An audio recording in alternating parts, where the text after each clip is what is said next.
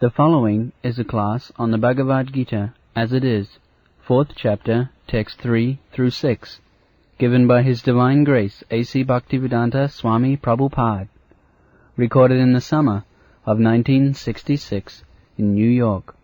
Saivāṁ mayātibhya yoga bhakta Sanatana bhaktosi me sakācheti rahasyam Gita-uttamam. Last day we are discussing about the process of understanding Bhagavad-gītā. This is to receive the knowledge in disciplic succession, bona fide disciplic succession. It is not a thing. Any knowledge, even material knowledge, if it is not received in bona fide disciplic succession, that knowledge is not perfect. Suppose, if you want to be a lawyer, or if you want to be an engineer, or a medical practitioner, you have to receive the knowledge from the authoritative lawyer, authoritative engineer. Of course, I do not know what is the custom here in India. The custom is that a new lawyer, he has to become an apprentice of an experienced lawyer before he is given the license to practice. That is the Indian system. So any knowledge, unless we receive it through the authoritative sources, it is not perfect. It is not perfect. There are two kinds of processes of acquiring knowledge. One process is deductive and the other process is inductive. Those who are students of logic, you know that there are two processes, deductive knowledge and inductive knowledge. Deductive knowledge is considered to be more perfect. And what is that? Just like man is mortal, this is a truth, accepted. How man is mortal, nobody is going to enter into discussion. It is accepted that man is mortal. Now, Mr. Johnson is a man, so he is mortal. This is the deductive conclusion. Because man is mortal and Johnson is a man, therefore he is mortal. And this is the process of deductive knowledge. Now, how this man is mortal, this truth is established. The other party, those who are inductive, follower of inductive process, they want to see actually by experiment and observation how man is mortal. They want to study. This man dies, that man dies, that man dies, that man dies, therefore they make a general conclusion, well, all men are mortal. Now, in the inductive process, you have got some defects. What is that? Now your experience is limited. Suppose if you have not seen a man who is not mortal, that means because you are going on with your personal experience, but your personal experience is always imperfect, that I have already discussed. Because we have got our senses with limited power, and there are so many defects in our conditioned state. Therefore, inductive process is not always perfect. The deductive process from the authority, the knowledge received, is always perfect. So Vedic process is deductive process. Vedic process is deductive process. You will find so many verses in the Bhagavad-gītā which may appear to be dogmatic. The Lord said that matta paratara nanna kinchidasti dhananjaya. My dear Arjuna, there is nobody else greater than me. There is no greater authority than me, Krishna says. Now apparently it appears very dogmatic. Suppose if I say before you that there is nobody greater than me, you say, no, Swamiji is very proud. Yes, if a man like me, who is conditioned by so many, I mean to say, restrictions, if I say that I am the greatest of all, that is a blasphemy. I cannot say that. But Krishna can say, because the history of life from Krishna, we can understand that actually he was the greatest personality, at least during his time. It was the greatest personality in every field of activities. Now, knowledge received from the greatest personality, greatest authority, is according to Vedic system, that is accepted as perfect. There are three kinds of proofs. According to Vedic system, they accept three kinds. For establishing truth, they take three kinds of truth. Pratyaksha, Anuman, Oitijya. In logic also these three kinds of proofs are accepted. What is that? Now, direct perception. You are seeing, I am sitting here. That is direct knowledge. I am seeing that you are sitting here. That is direct knowledge. Pratyaksha. Anuman. Anuman means just like the children are playing there. We are hearing their sound. So we can conjecture that there are some children. We don't see the children, but we can conjecture, we can think, we can imagine that there are some children who are playing there. This is called Anuman. Pratyaksha, Anuman and Oitijya or Sabda Praman. Sabda Praman means to take the truth from the highest authority. That is called Sabda Praman. Just like man is mortal. Now this man is mortal and nobody knows where from this sound has come first, who has experienced that man is mortal. But we are accepting this. We are accepting this. By tradition, we know man is mortal. Now if somebody says, who found this truth first? Who discovered that man is mortal? That is very difficult to say, but it is coming down. The knowledge is coming down. Man is mortal and we accept everything. There are so many examples. So out of these three, the Vedic knowledge, they say that this Aitijya or the knowledge received from the authority is the most perfect. Neither imagination or hypothesis nor direct. Direct perception is always imperfect, especially in the conditioned stage of life.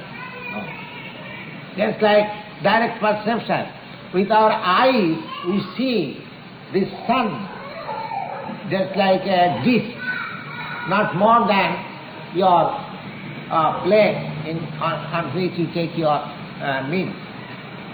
But from authority, Aitijya, we understand the sun is so many millions times greater than this earth. So which of them is right? By seeing your direct perception, sun just like a disk, is it right? Or you take it from authority, the sun is such and such times bigger than the earth. Which one of them you will accept? But you are not going to prove it, that the sun is so great. You do not know, you accept from some scientist, from some astronomer, from some authority that sun is so great. But you have no capacity to see yourself whether the sun is so great or not. Therefore, the knowledge received from authority, actually we are accustomed and we are accepting this type of knowledge in every field of our activities. Now what is this newspaper? From newspaper you understand that in China such and such things have taken place, and in India such and such things have taken place. Or from radio message you understand that such and such things have taken place. But you are not experiencing them directly, whether such and such things have actually taken place. But you accept the authority of the newspaper. You accept the authority of newspaper and you believe it that in China such and such things have taken place, and in India such and such things have taken place, which is far beyond the range of your direct perception. Similarly, there are many instances we have to believe the authority, to take knowledge. And the more the authority is perfect, your knowledge is perfect. The more the authority is perfect, your knowledge is perfect. Direct perception, in all cases, it is not possible to receive direct perception of everything. Take for example, ask them not to make noise. The mayor's chasing the kids. Yes, behind the children. Ask them. Yeah, that's what the mayor's chasing right now. They are making noise. Yeah, that's what he's chasing them now. Now, there is one very good example. Now, if somebody wants to know who is my father, and how he can know, there is no possibility of direct perception to know the father. It is not possible. Then, who is the authority? The mother is the authority. When the mother says, my dear son, here is your father, we have to accept it. If you say, no, I don't believe you, mother, then you have no other source of knowledge. Who is your father? You have no other alternative. Except with the authority of your mother, you cannot know who is your father. Because he was your father before your birth. So how you can have direct perception? It is not possible. So many things there are. The direct perception is not possible. Therefore in the Vedic process of knowledge, the authority has been accepted as the perfect source of knowledge. Now here is Krishna, the direct, I am to say, highest authority. Matta paratara nannat asti kinchidasti dhananjaya. The Lord says that there is no other superior personality than me. And it has been accepted by great scholars. Otherwise, why Dr. Radhakrishna would take so much trouble for commenting or reading Bhagavad-gītā? Why? There are so many foreign scholars also in America, in England, in France, in Japan. They are why? Because it is an authority. So therefore we have to accept. To accept, if we do not accept Krishna, the supreme authority, and do not take his words as they are, then we cannot derive any benefit. It is not dogmatic. It is actually fact. It is not dogmatic. If you study scrutinizingly what Krishna says, you will find it is light. You will find it, and if you take, if you follow, can you not ask? Yeah, agree.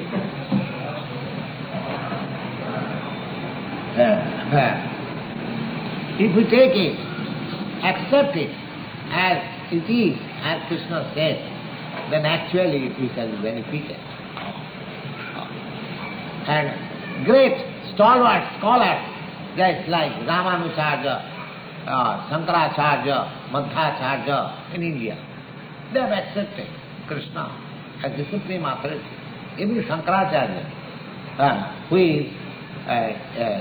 has got a different opinion from the personality of Godhead. Because we the Vaishnavas, we accept the personal Godhead.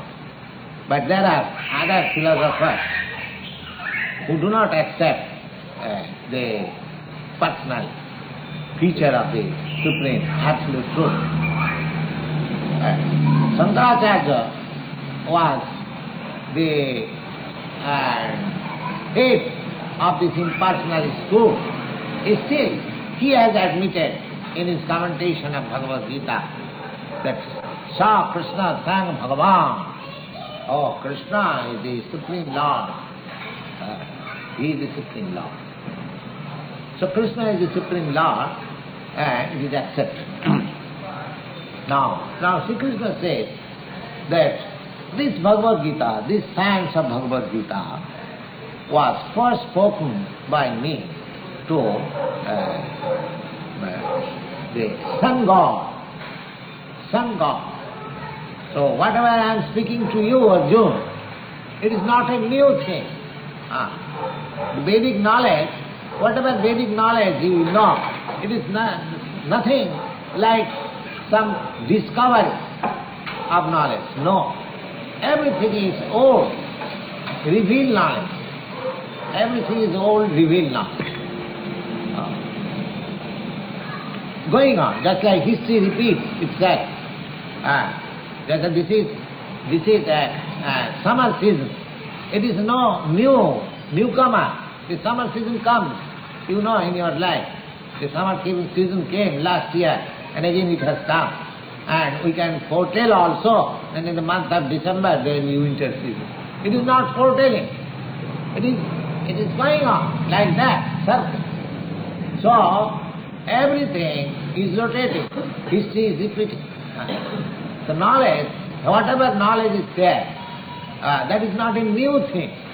It is all old. So Krishna says, Sa eva ayam te adya yoga prakta puratana. Puratana means the old.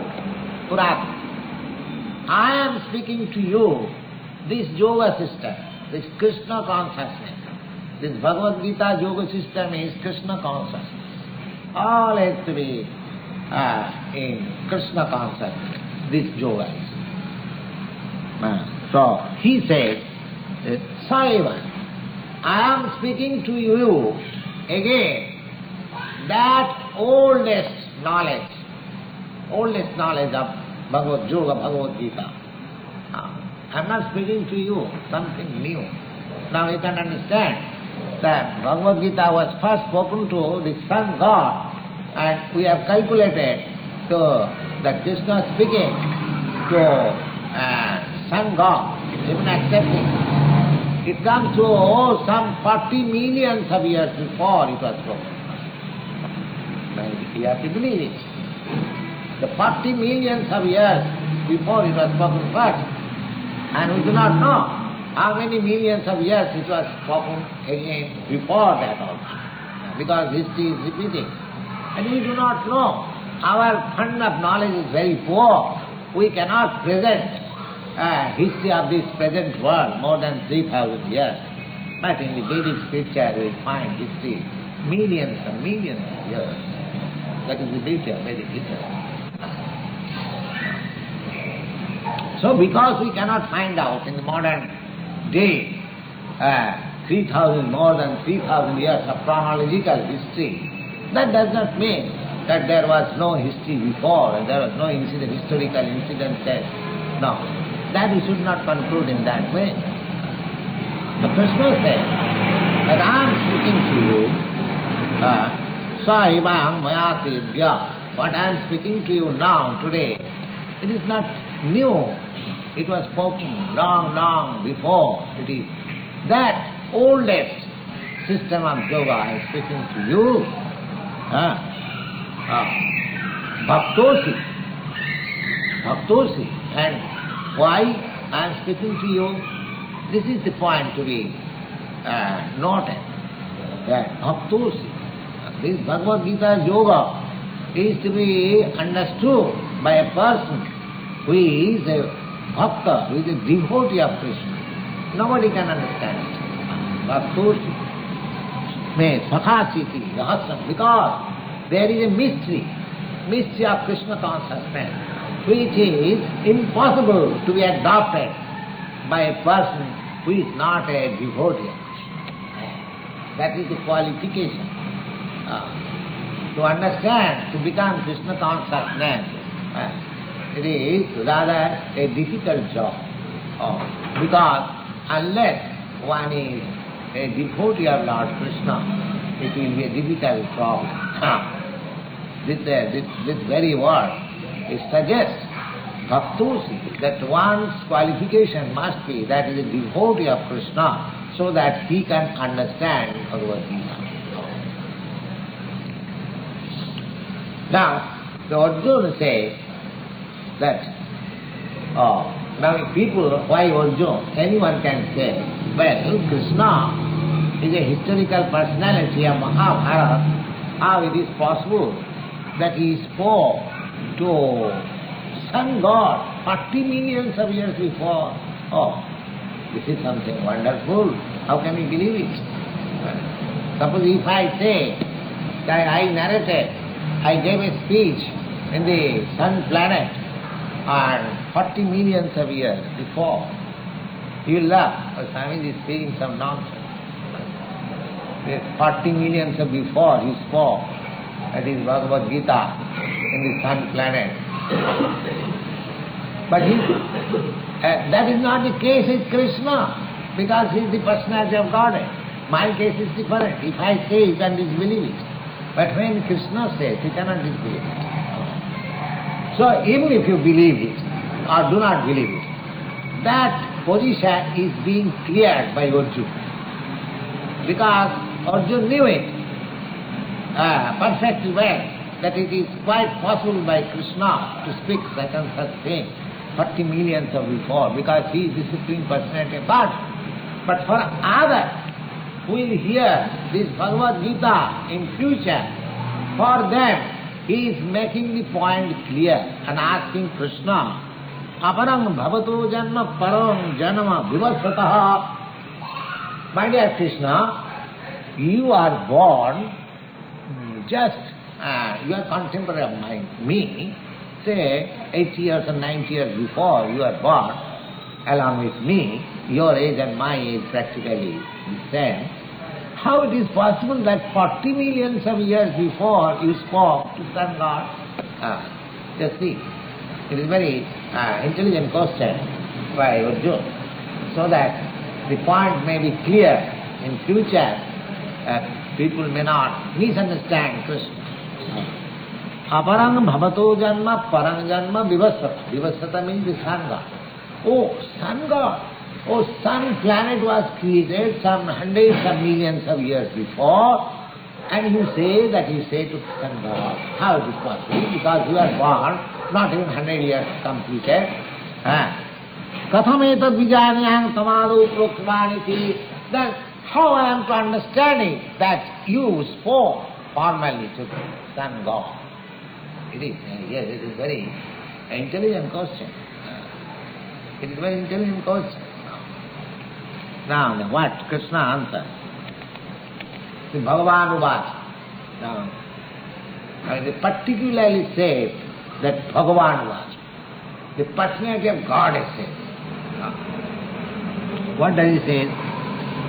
Bahuni me bhatitani janmani tamacharjana tani aham veda sarvani nattang vithya parantapa.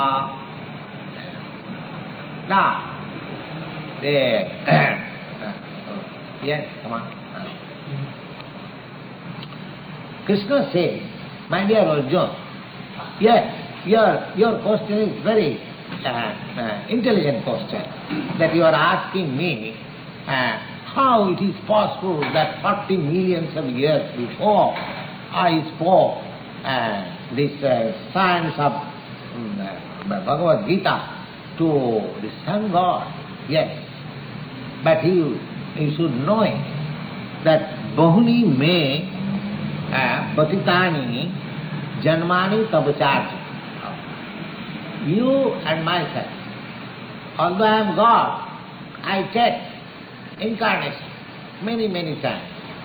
And you are a living entity, you are also taking your birth repeatedly, so many times. So we have passed all. The difference between you and me is this, that tani aham veda dharmani. I remember what I did in the past long years before, but you cannot remember. That is the difference between God and man, or God and living entity. Our position as living entity, we are also eternal. Just like God is eternal, similarly we are also eternal. But the difficulty is that we change our body. We change our body. Bhasaṁsi jinnāni yathavyāya. Just like we change our dress, similarly we change our body. And as soon as we change our body, now we forget everything. Death means forgetfulness, that's all. Just like at night, when you sleep, you forget yourself. You forget yourself that I am the father of such and such children, I am the husband of such and such. You dream that you are in a different place. Sometimes you are on the sea, sometimes on the sky, sometimes or something. You forget yourself. You forget. Again, when you wake up, you remember, I am such and such person, I have to do this and such and such. So this is going on. So, death means forgetfulness, that's all.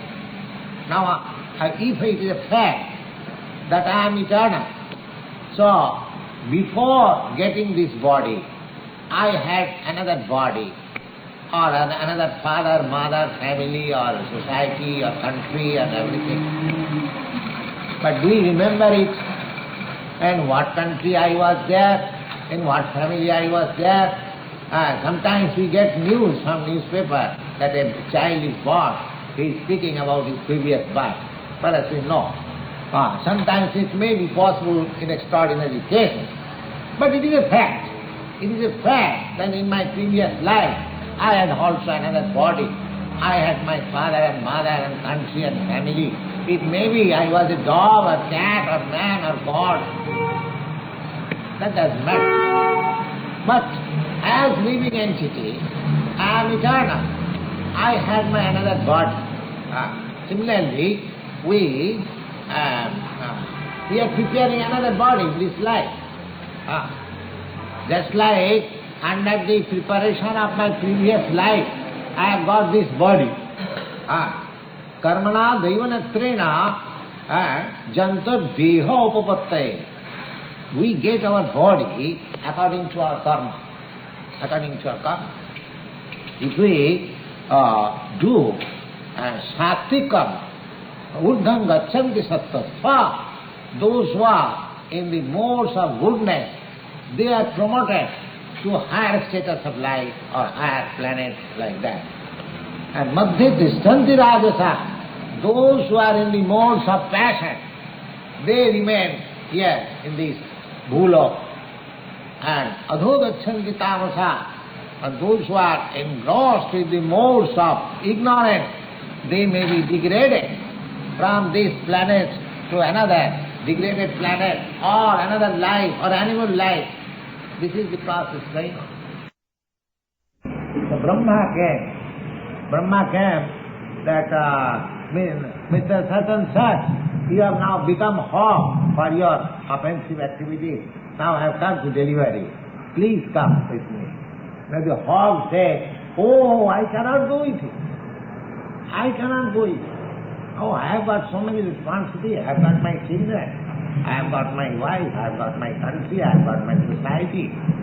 The hog is So even you offer the hope to take him to the heaven, he will refuse. Oh, I have got so much.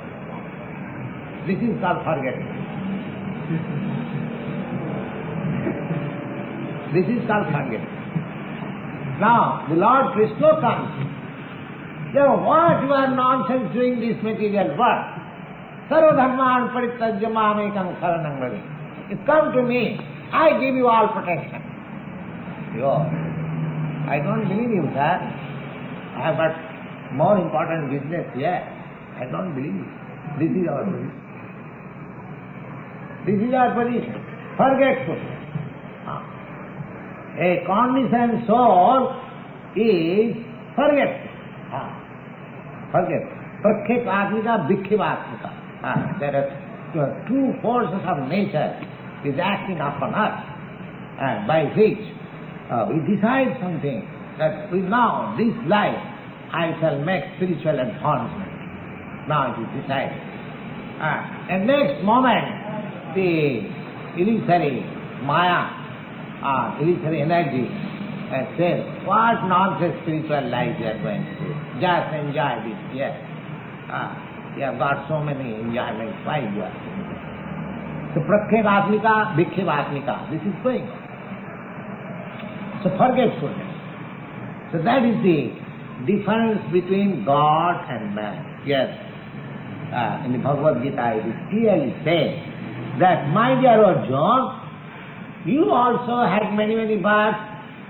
You are also, because you are constant companion of me, so whenever I take incarnation in any planet, so you are also with me. So when I took incarnation in the sun planet and I spoke this Bhagavad-gītā to sun God, you are also present with me. But unfortunately you have forgotten. Because you are a living being. And I am the Supreme Lord. That is the difference between the Supreme Lord. I cannot remember. Forgetfulness is my nature. Now you cannot say, just now it is 8 o'clock. Can you say exactly at 8 o'clock what you had been doing in the morning or yesterday, this evening? Oh, you have to remember. So why I cannot remember even what I was doing 12 hours before or 24 hours before, or what I can remember or what was going on in my previous life. It is not possible. Another thing is that why Krishna can remember and why you cannot remember. What is that? Why this difference? The difference is that Krishna does not change his body.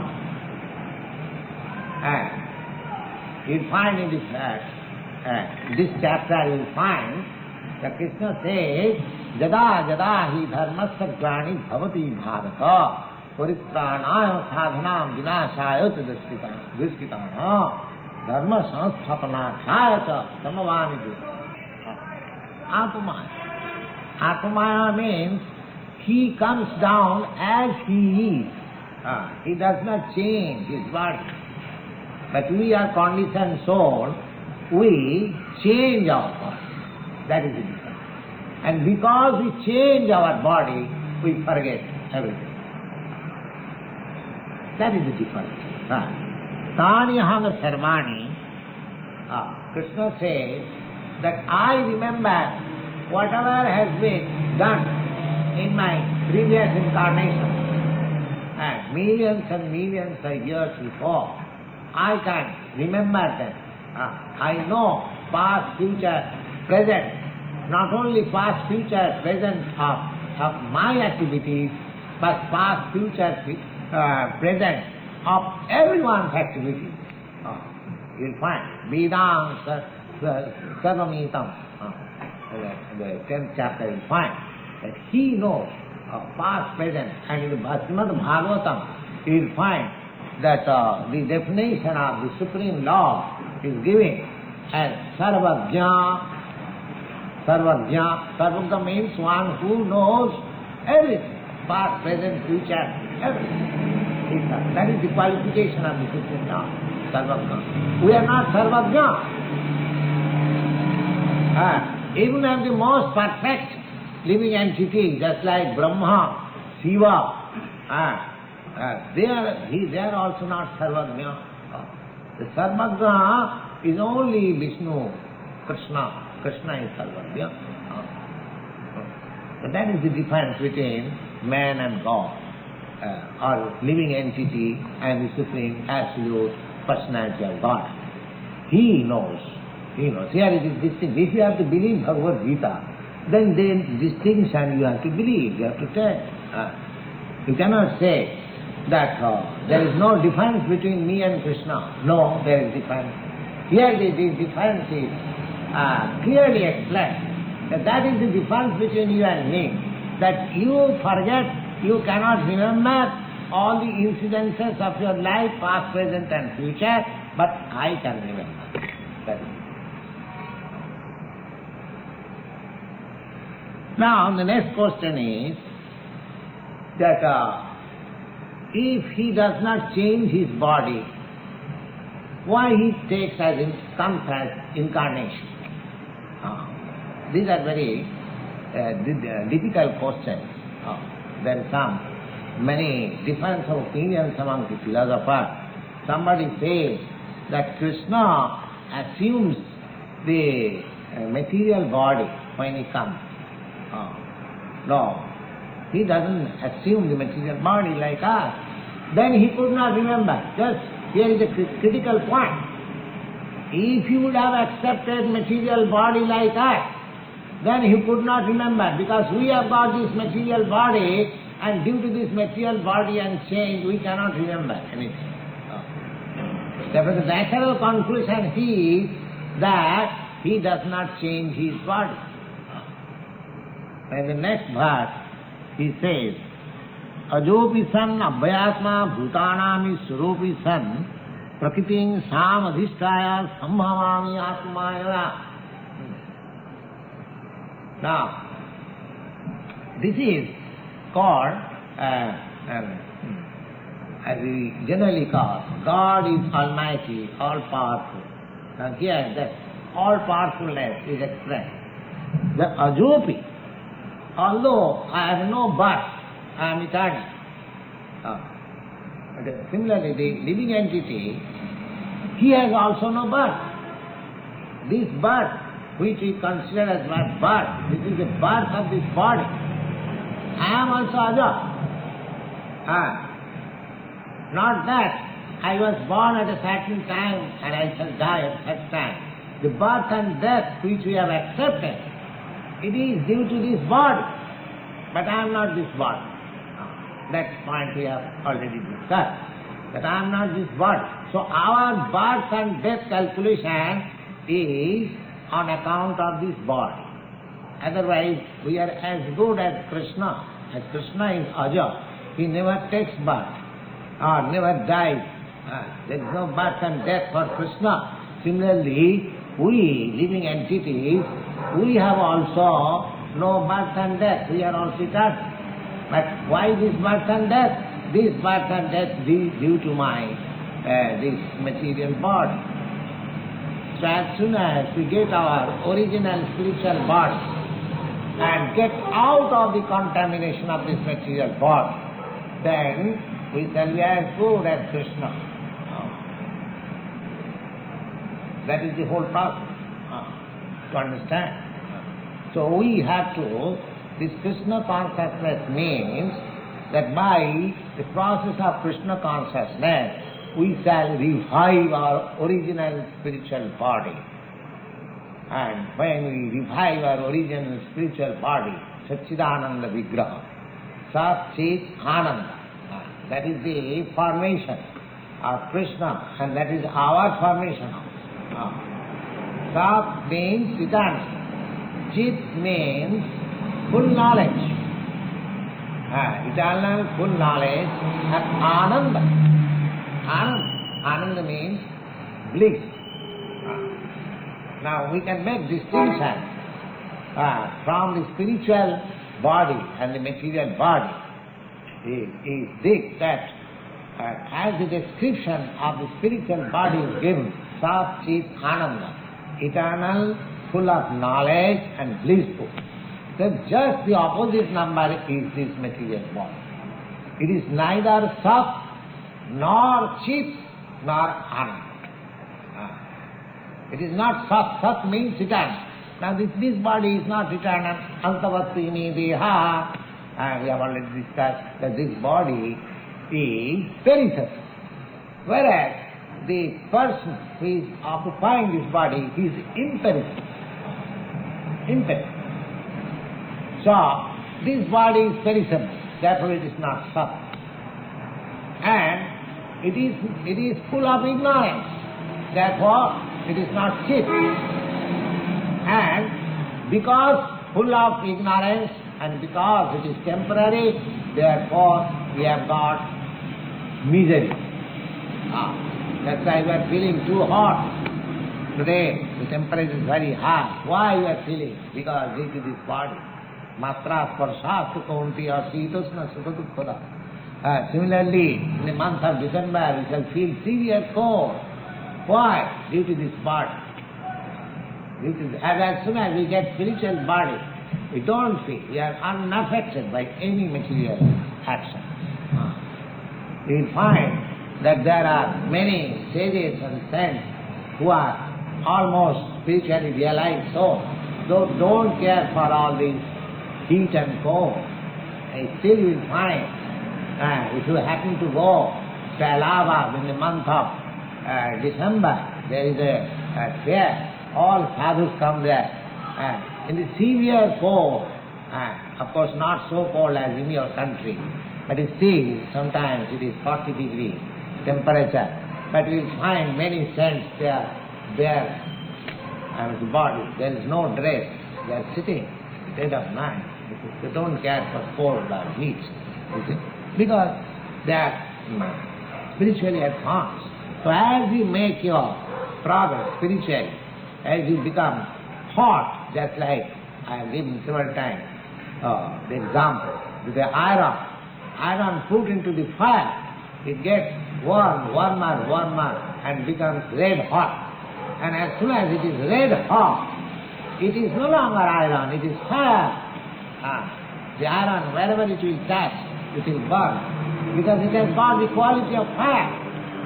Similarly, even if you are in this body, material body, if you advance yourself in spiritual consciousness or Krishna consciousness, you will be spiritualized, your body will be spiritualized. You will no more be affected by this material contamination. The more you make advance, you will feel. Tat-tatham avagamam dharma. It is not for future tasting, but you will understand it. So we have to make our progress in that way. Now here Krishna says that although I am Aja, Ajo visanna bhyatma bhutanam isruvisan pratyngsam adhisthaya sambhavami atmaya. Just like Krishna's birth, Krishna's appearance and disappearance is just like the sun. It's just like the sun. Now sun in the morning, you'll see that it appears as if it is born from the eastern horizon. It is not born. The sun is always in the sky. It is the position of the earth in which we understand that sun is now rising from the eastern horizon. He is neither rising nor he is dipping into the sea. The sun is as it is in its position. But due to the changing position of this earth, we see that the sun is rising and the sun is setting. Similarly, the Krishna, when he comes as incarnation, he comes just like this, in the same way. There is some historical calculation. When Krishna comes on this earth, it is calculated that 864 crores of years after he comes once. Just like you can see the sun rising after 12 hours, after 24 hours. The morning sun rising takes place every 24 hours. The sun setting also takes place every 24 hours. Similarly, there is also time limit that is mentioned when Krishna comes, when Krishna rises. He is rising just like sunset and sun rising is going on every moment. Every moment. Now if you inquire, where is now sunset or sunrise, you can understand. In different countries, somewhere the sun is now rising. Now in America, the sun sets, and in India it is rising. It is right. Exactly, it is now 8, 8:15. And if you know by radio message what is the time in India, you will find that it is 8:15 in the morning, and the sun has just risen. Now here the sun sets, and the sun. Similarly, if you inquire from Japan or any other country, the sun is somewhere in the meridian, sometimes it is dead of night. So this timing difference is just like going on according to the position of the world movement. Similarly, Krishna's appearance and disappearance is like that. It is not that Krishna is born and Krishna is gone. No, it is not like that. Somewhere is Krishna there. Just like the sun is somewhere. There are innumerable universes. The one universe you see, this is only one, but there are many. You will find in the Bhagavad-gītā, the iandKṛṣṇa situ jagat. iandKṛṣṇa situ jagat. These material manifestations with innumerable universes is only one part of manifestation of the Supreme Lord. iandKṛṣṇa situ. These descriptions are there in the Bhagavad-gītā. So, we should always remember that we are reading Bhagavad-gītā and we should understand it as it is. We should not make any interpretation. That is the wrong thing. If there was some necessity of interpretation, we should not think that Krishna left the matter for being interpreted in later age by some scholar.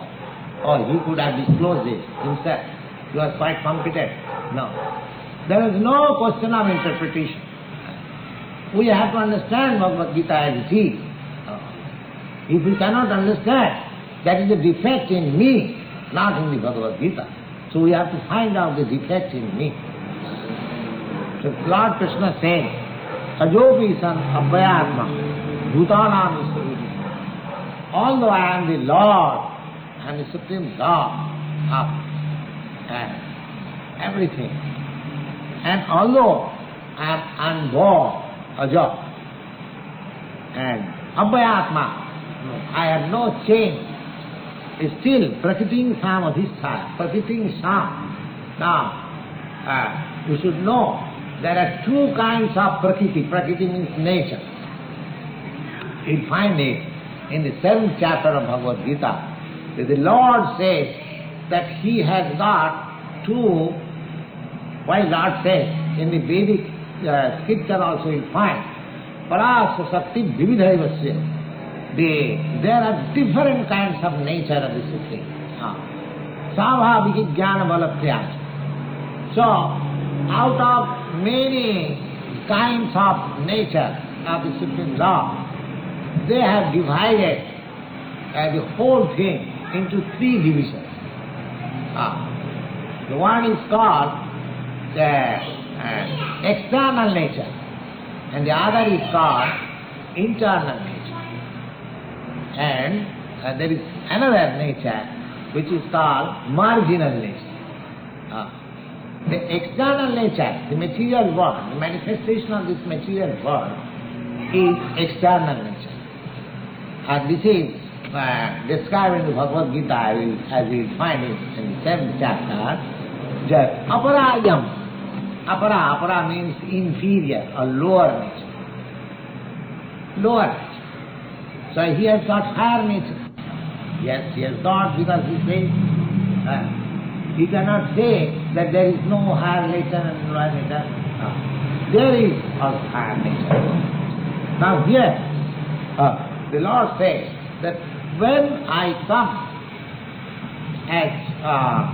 as incarnation, when I appear, the Prakriti Sham Adhishthana.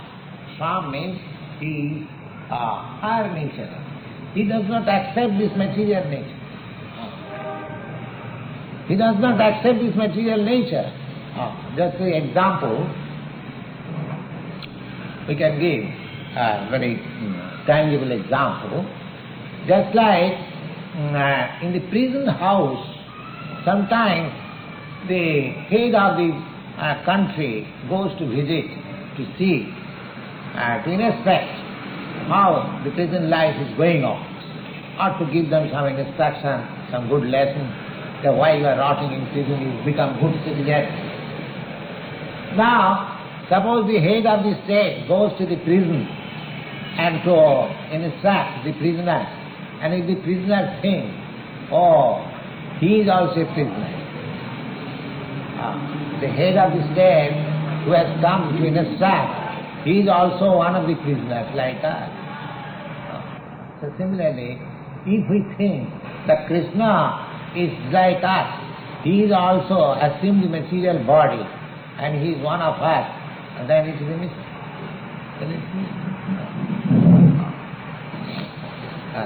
That is explained in the later chapters you find. Avajananti manu murha manasim tanuasrita. Oh, because I appear just like a man, the foolish man considers me as one of them. Oh, but I am not one of them. Then it is clearly said that I appear, prakritim samadhisthaya. I appear in my own spiritual nature. I don't accept this lower nature, this material nature. So when we appear, just like we have appeared in this material world, accepting this material body, the lower nature. But when Krishna comes, he does not accept the lower nature. He comes in his original, superior or higher nature. That is the difference between Krishna and Krishna. Here it is clearly said. Prakritim Sham. Sham means own, personal, internal nature. That's like everybody has got some personal affair and some public affair. Everybody. A man, High Court judge, he may be, as a public man, he may be a different personality in the High Court bench, but at home he is a different person. He is a different person. In the High Court bench one has to address that person, my lord, but at home his wife addressing him by his own name, Mr. Harry, why don't you do it? Oh, there is no question of my lord. But similarly, Krishna has got two natures, lower nature and higher nature. The higher nature is internal potential. That is his real life. So here Krishna says that I come, ajopi sannabhyatma bhutanam isurupi san. Because I need not come here. I need not come. Bhutanam isurupi san. Just like if he is the Supreme Lord, why does he come here? Yes, he does not need come here. But if he comes here, we cannot object. We cannot object. We cannot say that he cannot come here. He is free. He is Sambhu. He is fully independent. If he likes, he can come. Just like the example, if the head of the state goes to a prison house, it is not that he has been forced to come there, just like other prisoners. But he comes to inspect, to see, it is his liking. Similarly, Krishna comes here with a purpose. What is that purpose? He comes here to reclaim these fallen souls. We are part and parcel. Krishna loves us more than we love him. We do not love him. But Krishna loves. Krishna loves every living being. He says, Sarvajoni Shikantaya Sambhavanti Murta. Every living being, whatever form he is, that doesn't matter. I am the Bijapada Pita. I am the seed-giving father. So, the father is always affectionate to the sons. The sons may forget the father, but the father cannot forget. So Krishna comes here out of his love for us, to deliver us, to give us the right path.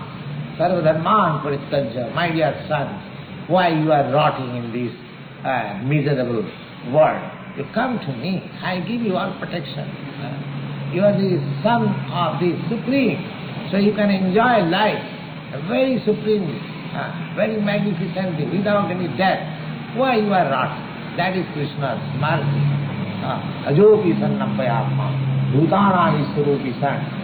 Don't think that Krishna comes just like we have come here, being obliged, prakritakyamanai, forced by the laws of nature, according to karma. He does not come like that. That is the difference between Krishna and myself. Thank you very much.